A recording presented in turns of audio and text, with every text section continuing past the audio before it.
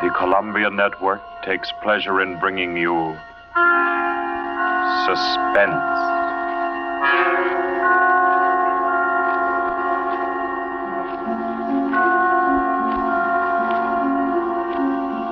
Suspense. Stories from the world's great literature of pure excitement. A new series frankly dedicated to your horrification and entertainment. Week by week, from the pick of new material, from the pages of best-selling novels, from the theater of Broadway and London, the sound stages of Hollywood, will parade the most remarkable figures ever known. CBS gives you Suspense.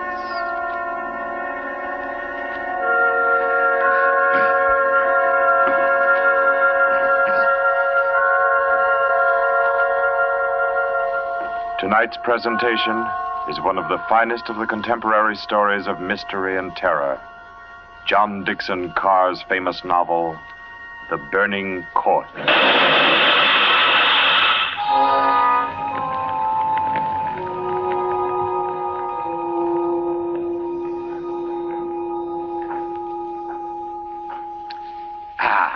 A glass of sherry by the fireside of a beautiful suburban home. What could be more comforting? You're an admirable host, Mr. Depart, and it's really a shame our first meeting is under such a cloud. It's also a shame I have so little time to tell you which one of your guests here murdered your uncle last week.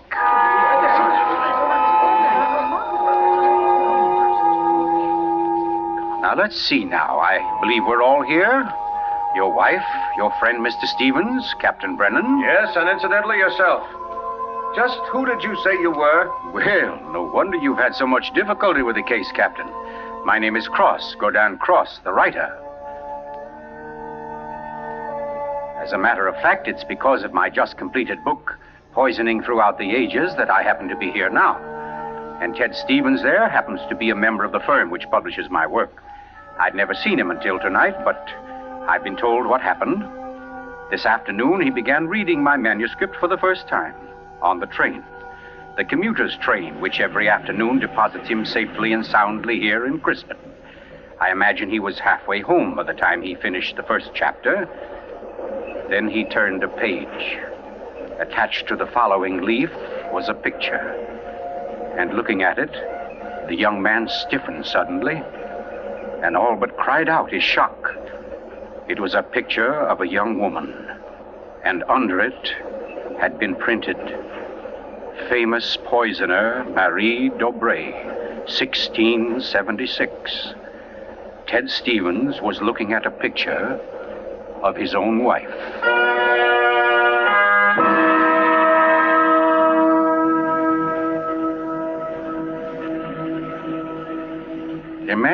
Imagine his 25-year-old wife in 17th century costume. The face, the features, even a wistfulness of expression were identical. Even the name, Dobré, was his wife's maiden name. But no, that was ridiculous. This woman in the picture was, well, one of his wife's ancestors. Yes, that was it. Simply an amazing family resemblance. Marie would be waiting for him at the station, and he'd have to tell her about it. He wondered why, however, she'd never told him about. Oh, well, but you don't discuss such an ancestor, do you? Ted Stevens glanced down at the chapter to which the picture had been attached. It was entitled, The Affair of the Non-Dead Woman.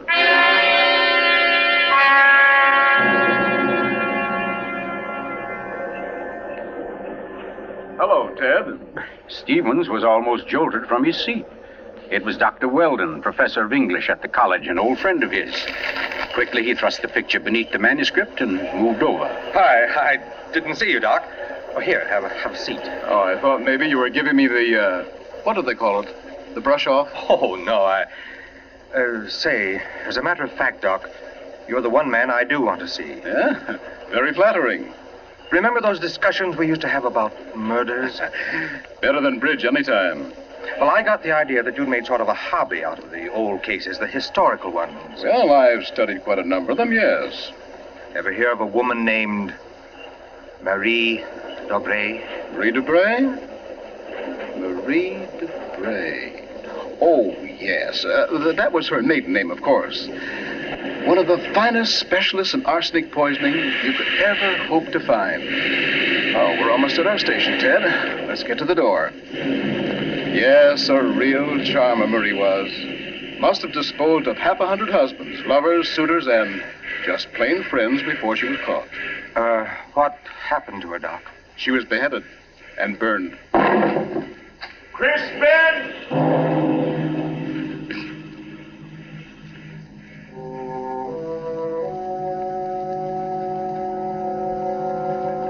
Oh, absurd, laughable. Ted Stevens kept saying this to himself, and yet what he knew was a foolish dread followed him straight through the small suburban station and clung to him as he reached the street. And there in the roadster was Marie, leaning toward him a little to hold the door open and smiling at him. Oh, Ted, what on earth are you staring at? That street light shining on your hair. I like that. Oh, you're tight. Come on, get in the car.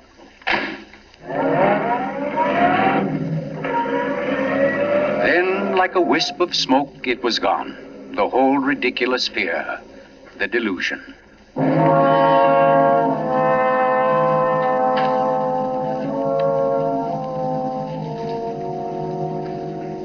When at home, Marie brought the cocktails into the living room.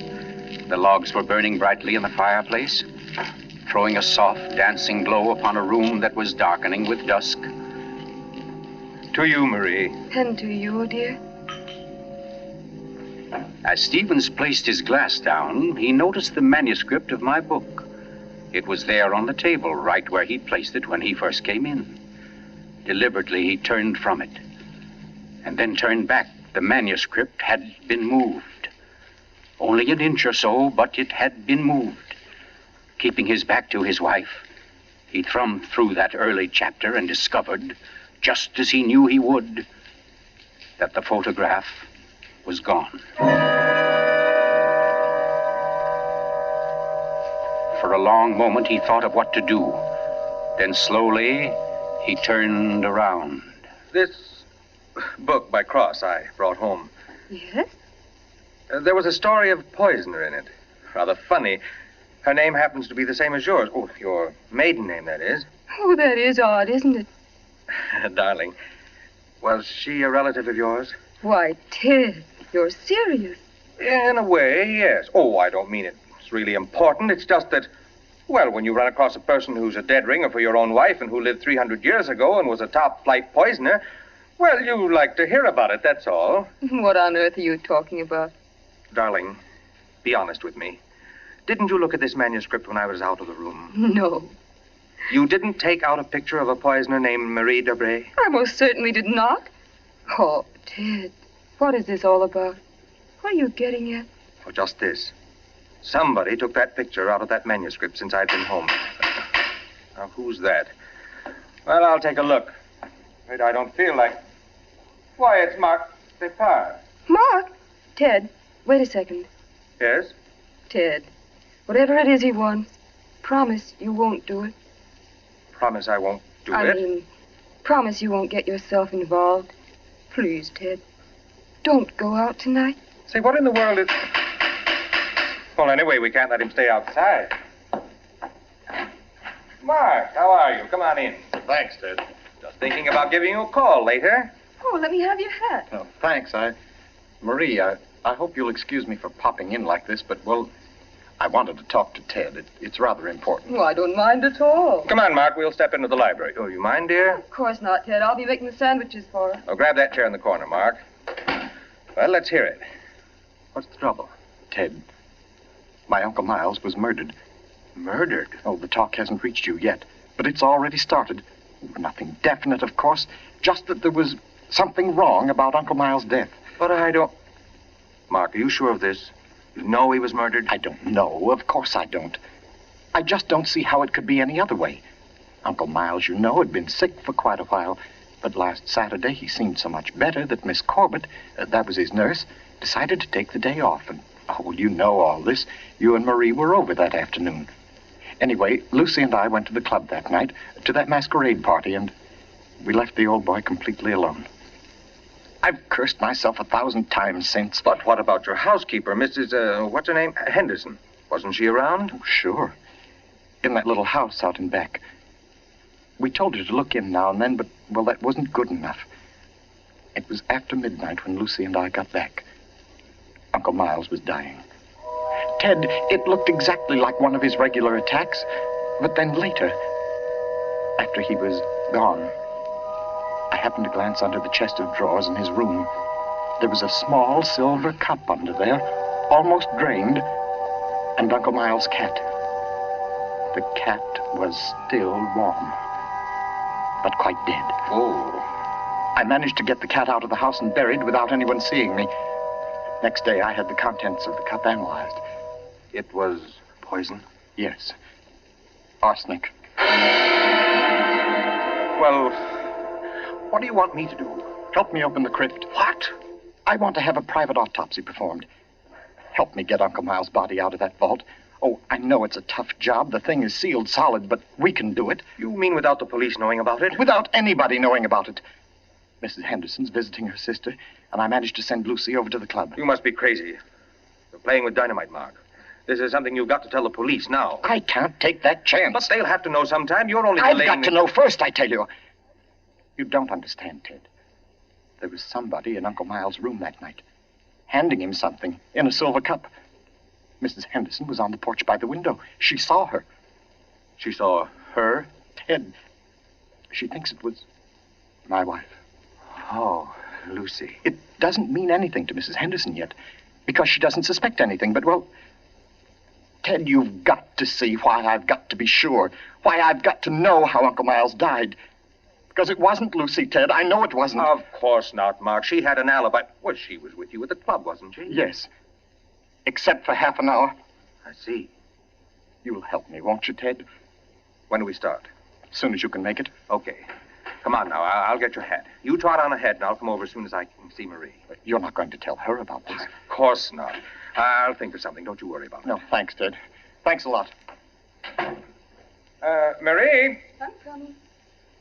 Darling, Mark asked me to, I know, Ted. Here.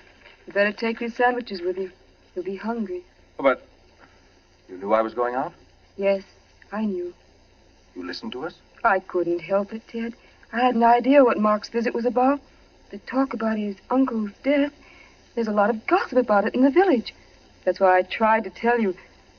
Why I didn't want you to get mixed up in it. But it's too late now, isn't it? I mean, you're going. I can tell by the way you look. Ted, wait a second. There's just one thing I want to tell you before you leave. And that is that no matter what happens, no matter what you find or think or believe, I love you. You'll remember that, won't you? I'll remember you said so, Marie.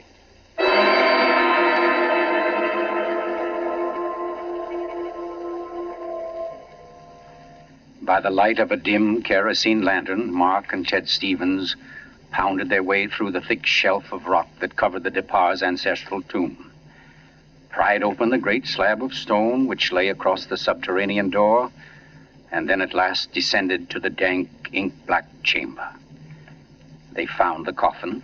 They dragged it from its crypt and placed it on the cold stone floor. They unclamped the lid and opened it. Mark. It's empty. What? That's impossible. It can't be. But it is, Mark. You know what this means? That body wasn't in this coffin when it was placed here. I'll swear it was, Ted. From the time that coffin was closed on Uncle Miles, somebody, the undertaker or Lucy or me, somebody was with it until it was buried. And the crypt was sealed right after. Then somebody beat us to it. Somebody's broken in here ahead of us. Broken in? Listen, Ted. Lucy and I have hardly left the house since the funeral. Do you think anybody could break in here, smash through that stone and cement without our seeing them or without our hearing them? Well... What? Well, you might as well come on out then. What? Who was that? Me, Mr. Depard, up here. My name's Captain Brennan. I'm from the office of the Commissioner of Police. From the... Like to talk to you if you don't mind, Mr. Depard. Here, follow my flashlight up. But I don't understand. How How did you know about this? By listening, mainly. You mind if we go up to your house, Mr. Depart? Why, no. Not at all. Oh, thank you. Oh, Freddie. Look here, Captain. Freddie, this is Mr. Depart, Lieutenant Gray. Glad to know you, Mr. Depart. And Mr. Ted Stevens, isn't it? Well, how did you know my name? Very simple. I got the names of everybody who was here at the Departs the day the old man died. You and your wife were included. Oh, here we are. But I don't... Captain, who gave you those names? Why, your housekeeper, of course. Mrs. Henderson? You didn't think Mrs. Henderson saw the dead cat, did you, Mr. Depart? But she did. She also saw you bury it. And we've been interested in the case ever since. Well, nice place you have here, Mr. Depart. Now, let's see. According to Mrs. Henderson, your wife was wearing some kind of a masquerade costume that night. What kind of a thing was it? Well, it was... Oh, there, you can see it. It was copied from the dress in that old painting over there. Oh, yes. Funny, where's the woman's face? It's always been that way, long as I can remember. Somebody must have thrown acid on it or something. Can't blame them much. She was a poisoner. A poisoner? Yes. The story goes that one of my ancestors was responsible for her execution. Marie Dobré, her name was. Oh, yes, I've read about her. Learned all her poison tricks from one of her lovers, guy by the name of Godin Saint-Croix. Godin Saint... Oh, yes, Mr. Stevens. We cops read now and then. Did you say Godin Saint-Croix? That's French. We call it cross. Absolutely no limit to a cop's education, is there? But to get back to your wife, Mr. Depart, she was dressed like the famous Marie. Now, when Mrs. Henderson looked through that window... Just a minute, Captain.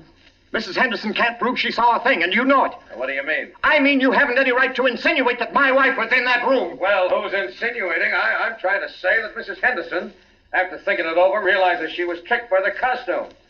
The woman she saw in the funny clothes, handing the cup of poison to your uncle, wasn't your wife at all. What? Because your wife is an unusually tall young woman. And the one Mrs. Henderson saw was fully half a head shorter. More on the order, let's say, of Mr. Stevens' wife. My wife? Captain, this is absolutely ridiculous. Well, I don't know. Why, what's the matter, Mr. Stevens? You're trembling like a leaf. Tell me now, just for fun, where was Mrs. Stevens that night? She was home with me. The whole evening? Certainly. She retired early? Yes, we both did. You, I suppose, were sound asleep by midnight. Yes, I was. Then how do you know where your wife was? Well, Look here, Stevens. She had to have a costume that would match Mrs. Despas. How did she manage that? Where did she get it? Well, she never had one. She never had a dress like that. And what about her motive? Why did she poison him? I don't know. Not for money, certainly. Then what was it? Hate? Did she hate Miles Despas? Yes, she did. No. Oh, I don't know. I don't know, I tell you. Brown, Yes, Freddie. I phoned and got hold of Mrs. Depart and the nurse, all right. That Mrs. Stevens, I couldn't reach her. Her phone won't answer. Okay, have her picked up. I'm going home. Stevens, come back here. I'm going to get my wife. Want me to stop him, Brennan? No, go.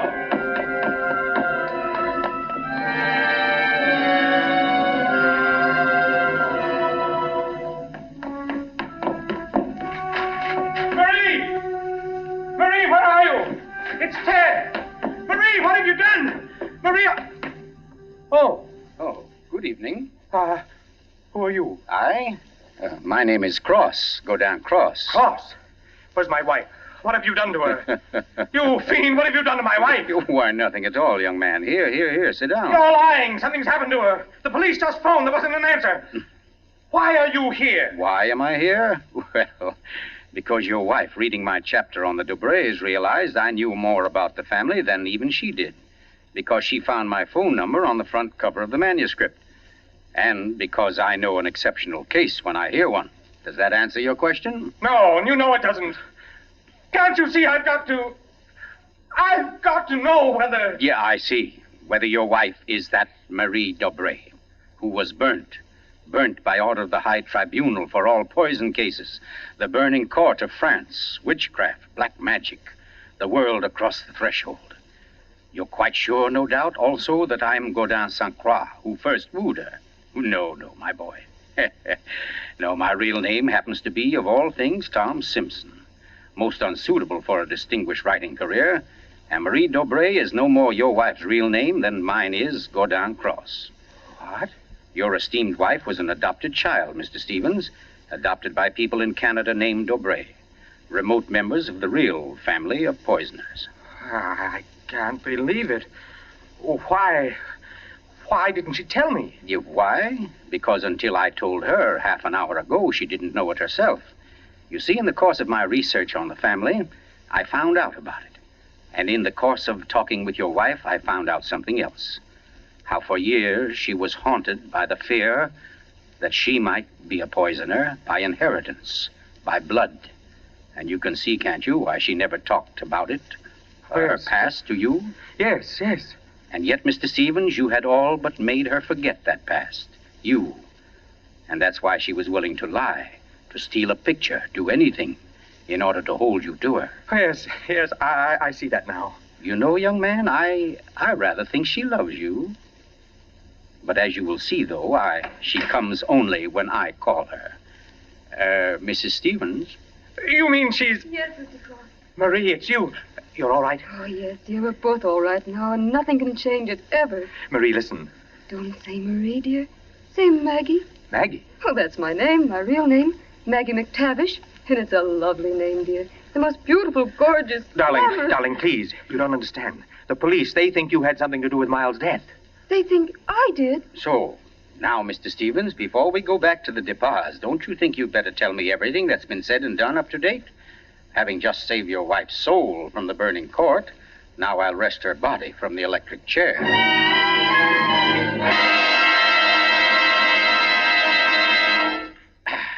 Yes, Mr. Depas, truly excellent sherry. Don't you think so, Miss Corbett? Yes, it's very nice. Well, that, ladies and gentlemen, is how I happen to be here. So let us consider first that supernatural hocus pocus in the crypt. That body that walked out of the sealed tomb. That body that never was in the tomb. Never was in the tomb? No, Mr. Depas. The murderer knew that very soon Mrs. Henderson's story would bring about an investigation. He had to get rid of the well-known corpus delicti. Yes, but who could have kept the body out of the tomb? Who, Mr. Depas? Why, you, sir. What? I don't understand. Well, it's very simple. You had the opportunity. I believe you said yourself you were alone with the body before the burial. And you had the strength. I dare say you carried it down to the furnace, where it's now probably nothing but ashes. Ridiculous. Why would he spend an hour smashing into a crypt for a body he knew wasn't there? Why, Captain? To impress Mr. Stevens, his witness. And also, apparently, you. Oh, that's perfectly fantastic. Fantastic? Oh, no, Lucy. Just comic. And I suppose, Mr. Cross, that I also put on a woman's masquerade costume, went into my uncle's room and handed him a nice cup of arsenic. No. That had to be done by a woman. Your accomplice, as matter of fact. Oh, now, come. You mustn't all look at Mrs. Depas, because Mark Depas' one noble act was his frantic effort to prevent his wife from being charged with the crime. A crime which he and Nurse Myra Corbett committed. Myra Corbett? Why, you... Yes, sir. Yes, Mr. Stevens, this quiet little lady beside me. Why would I do such a thing? Money, Miss Corbett. A cutout of Mark Depas' inheritance. Payments for services rendered. That's an absolute lie, Cross. You see, ladies and gentlemen, Captain Brennan never bothered to check Miss Corbett's whereabouts on the night of the murder. Why even think of the nurse? She was the custodian of the old man's health. Oh, you're crazy. And yet who but a nurse could so naturally offer the old man a cup? A cup he was sure contained medicine. You're making it up. The whole thing, you're just And making it who up. but Miss Corbett, living right here in this house, would know what kind of masquerade dress she must copy? Would know when Mrs. Henderson would pass the window that night, pass and see her, and accept her, she hoped, for Lucy Depas. No, that's not true. Oh, I didn't yes, do Miss it. Corbett. Yes, I Miss didn't Corbett, do that it. dress I tell was the you, touch I that didn't wrecked do you. it. That was your own idea, wasn't it? Not Mark's. You weren't content with a mere murderer's share of the profits. You wanted a wife's share, half of the whole estate. You wanted Lucy Depas convicted and out of the way for good. Well, I give you a toast, Miss Corbett, with Mr. Depas' excellent sherry. To a particularly ruthless poisoner. And yet, you know, on the whole, I'm rather partial to female poisoners. Why, only tonight I... Get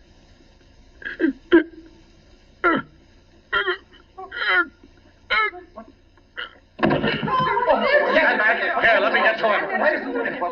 Mr. Cook! What's the matter, Brennan? This man's dead. Dead? And from cyanide, if I know anything. Cyanide from that glass of sherry. Cyanide that a nurse could get quite easily. That glass was right beside you, Miss Corbett, and nobody else was near it. Too bad he didn't drink it as soon as you hoped. A second ago, we had nobody to use against you. But we have now, Miss Corbett. We have now. And I arrest you for the murder of Gordon Cross.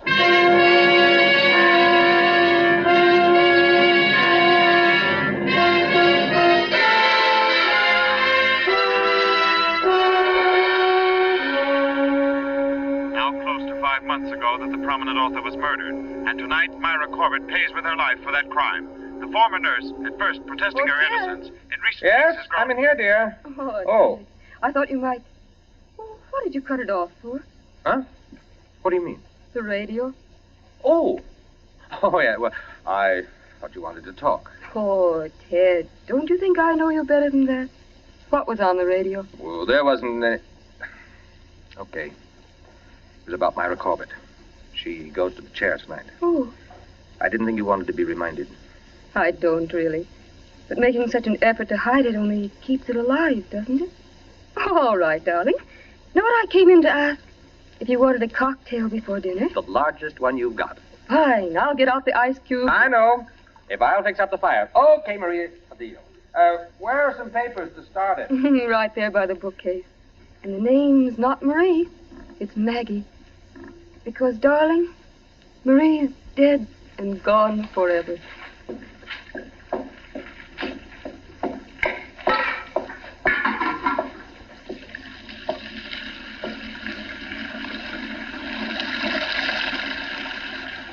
Oh, no, Marie.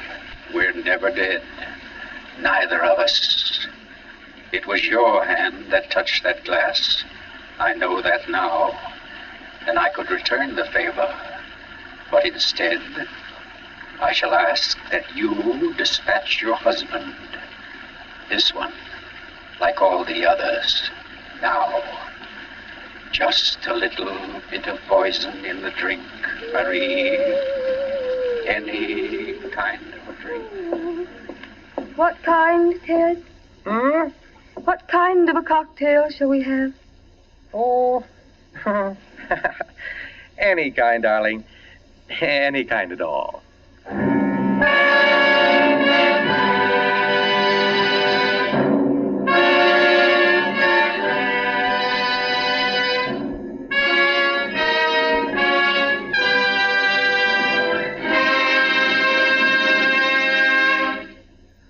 You've just heard The Burning Court from John Dixon Carr's famous novel, the first in Columbia's new series of outstanding classics and chills by world-famous authors. Tonight's play, ladies and gentlemen, has one rather special significance we think you'd like to know about. As you perhaps have heard, every fine comedian is said to cherish a secret desire to do an abrupt about-face. He pines for the part of a blackguard. Well, tonight you witness the fulfillment of one such desire. The role of that literary and quite infamous diehard, Gordon Cross, was portrayed by none other than Hollywood's expert provoker of laughs, Charlie Ruggles, here in New York for the world premiere of his latest screen success, Friendly Enemies. The role of Marie, well, that was enacted by a young lady who long ago won national acclaim as one of Broadway's most accomplished dramatic actresses, Miss Julie Hayden. Thank you, Charlie Ruggles and Miss Julie Hayden, for your splendid performances. The play tonight, as all plays in this series, was produced and directed by Charles Vander, written by Harold Metford and scored by Bernard Herrmann.